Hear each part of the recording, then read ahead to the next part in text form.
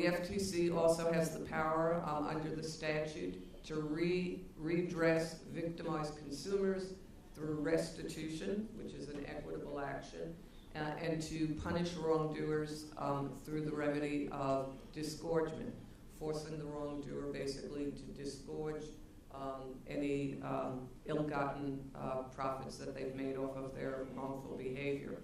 The FTC also can seek and obtain preliminary and permanent injunctions from the district courts to prevent continuing violations of the law. And in doing this, the Division of Enforcement is the division in the FTC that handles court proceedings and administrative proceedings. However, the Federal Trade Commission has no power at all to bring criminal proceedings if there is an actor who has engaged in a criminal violation. That would need to be done by the Department of Justice. There are other federal agencies in addition to the FTC that also, to some extent, have oversight over consumer problems or the area of consumer protection. And these are the Consumer Product Safety Commission, the Food and Drug Administration, the National Highway Traffic Safety Administration, to some extent the Federal Communications Commission, as well as the Office of the Comptroller. Those are basically the various federal agencies that oversee consumer protection in the United States. In addition to this federal regulatory scheme, every state has its own separate state consumer protection regulatory scheme. And this typically is enforced through the state's attorneys general. So in each state we have a state attorney general. The state's attorney generals have the power to file lawsuits on behalf of consumers. The state AGs can investigate possible violations of state consumer protection laws. They can issue injunctions.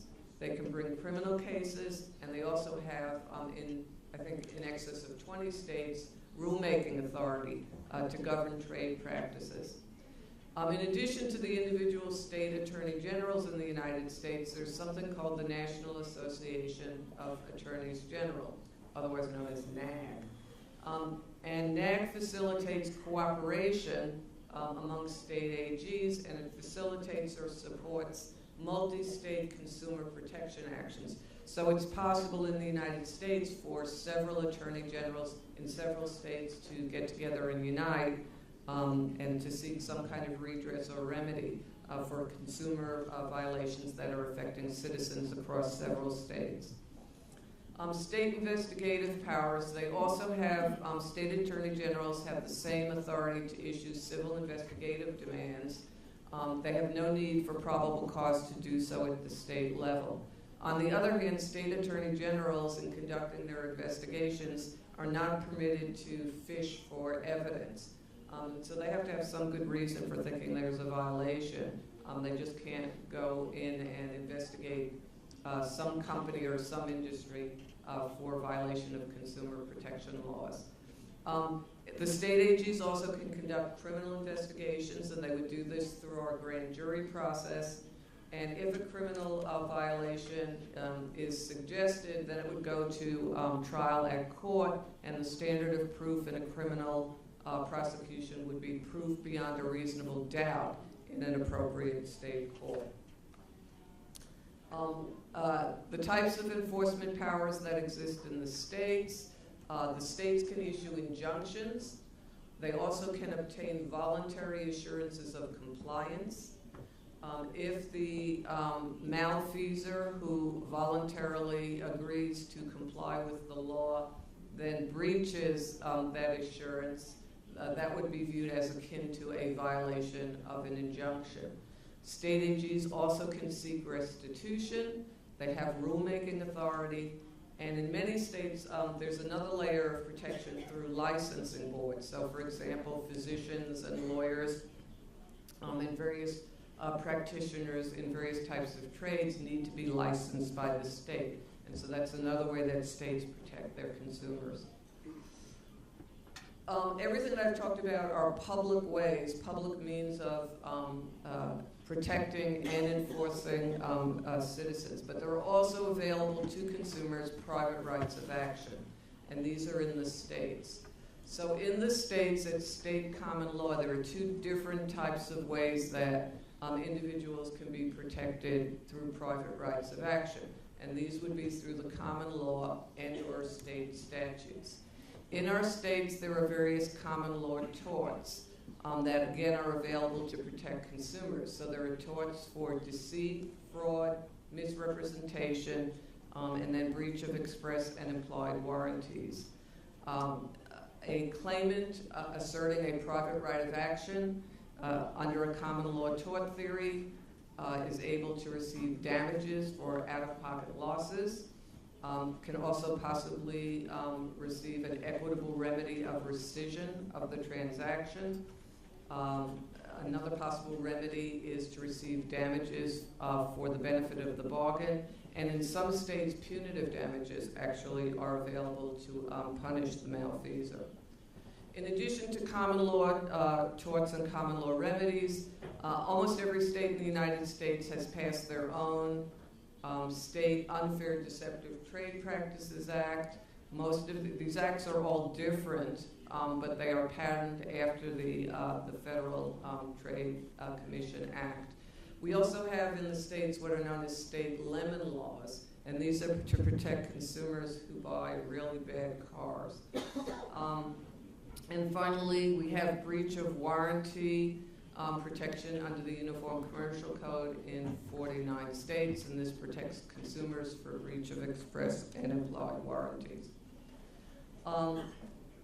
In addition to federal and state protection of consumers, in the United States we have very robust interest groups that protect and advise consumers in the marketplace. And so what you see up there on the screen are the logos for a number of these groups, such as the Consumer Protection Association, the Consumers Union, the Consumer Federation of America, the National Consumer Law Center. These are not all of them. This is just a representative sample of these types of organizations. Most of them are nonprofit that both advise and educate the public.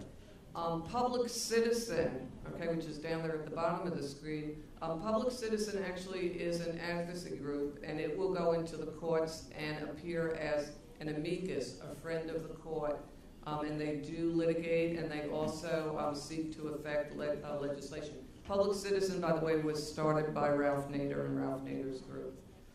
All right, so what are the limitations on regulation, enforcement, and protection in the United States? And basically, there are three types of limitations on consumer protection law in the United States, and they can be characterized under three headings of institutional constraints, political constraints, and then legal doctrine.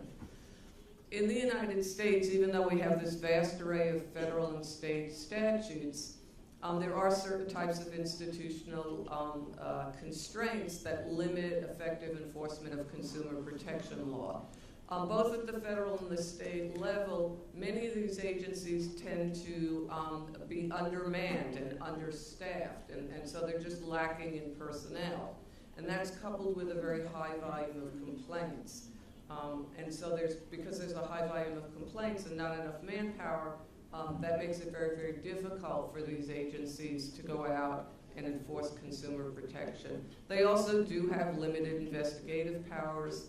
The remedies, as we've seen, are limited, and also when there's voluntary compliance, that makes it difficult in some instances to get malfeasors to comply with the law. Political factors also constrain consumer protection in the United States.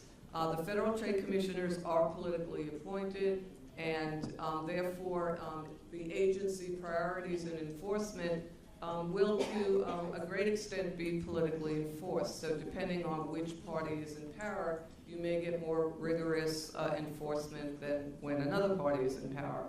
Similarly, state attorney generals are elected officials. That cuts two different ways. Because state attorney generals are elected, a lot of them are hoping to pursue higher office, and so they may be very aggressive consumer advocates. On the other hand, depending on political ideology, they may not be aggressive consumer advocates. And lastly, there's the problem that is known to economists. It's the problem of agency capture, which is that often regulatory agencies, because we have pervasive lobbying in the United States, sometimes the agencies are captured by the lobbyists in the industry that they're supposed to be regulating. And then lastly, the last constraint on consumer protection enforcement in the United States are various doctrinal constraints that have evolved as a matter of court decisions. And I've indicated these by case title on my PowerPoint slide. Under many of these federal statutes, it's hard to actually get a case in federal court if there is no express or implied right of action. And which means that there would be no federal question and no right of access into federal court. Federal preemption doctrine also frustrates the ability to bring some cases based on state common law where a federal statute exists and it's been preempted. And my colleague, Mr. Crane, tomorrow, I think, is also going to talk to you about federal preemption doctrine. And again, these are some recent cases dealing with federal preemption. It is a very hot legal problem and hot legal topic in the United States, and there are conflicting holdings now from the Supreme Court. Much of this turns on statutory construction and interpretation of the language of particular statutes. Forum selection clauses are another means that constrain consumer protection. This gives corporations the ability through a contract to designate the forum where a particular case will be heard. In many instances, these types of forum selection clauses are anti-consumer because they force a consumer to litigate their case in a very distant forum in the United States. And again, there's a case up there on the screen in which the Supreme Court upheld a forum selection clause. And this is a pretty anti-consumer case. And then finally, a topic I'm going to talk about more extensively tomorrow, but it's another hot topic being contested in the United States right now, and that's the presence of arbitration clauses. And arbitration clauses basically force people who are in contractual relationships to arbitrate their claims rather than being able to take them to court. I was asked to also speak about consumer protection in Mexico and Canada. I have about 4 more slides, but I don't know if you want me to stop or finish off. So you're at your pleasure. More. Okay. 3 minutes, okay? Yes, all right. That's okay. And I will do this very quickly. I was also asked to comment on consumer protection law in Mexico and Canada. In Mexico, there are 2 primary institutions for consumer protection. The first is the Ministry of Economy, and the major institution for consumer protection in Mexico is the Federal Consumer Attorney's Office called Profecto, which came into existence in 1976. The fundamental consumer law in Mexico is the Federal Consumer Protection Law. It's been amended 29 times. Mexico was the first country in Latin America to enact a consumer protection law, and in my reading, I know that to some extent Brazil's consumer protection law did look to what Mexico had done. Mexico, in turn, modeled its consumer protection law after the U.S. consumer protection statutes, particularly at the federal level. And apparently in Mexico, I don't know, they've done some kind of survey or something, but the Mexican consumer protection law is second in approval among Mexican citizens to the Mexican Constitution.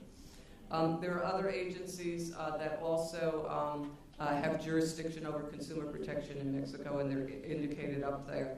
Under the federal consumer protection law in Mexico, consumers must have access to administrative instances, means for defense of their rights, and mechanisms for solving disputes between suppliers and consumers. The 2 major mechanisms for enforcing consumer protection rights in Mexico are through conciliation and arbitration, and that gives you information about how that's done. Arbitration is institutional arbitration through Profecto.